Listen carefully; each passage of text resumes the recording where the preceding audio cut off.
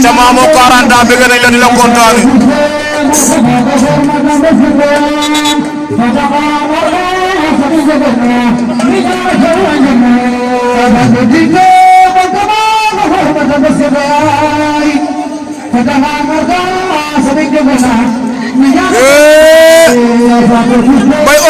Mbay Ordi Mbay sempi na ko Mbay Ordi daan na ko Mbay Ordi daan na ko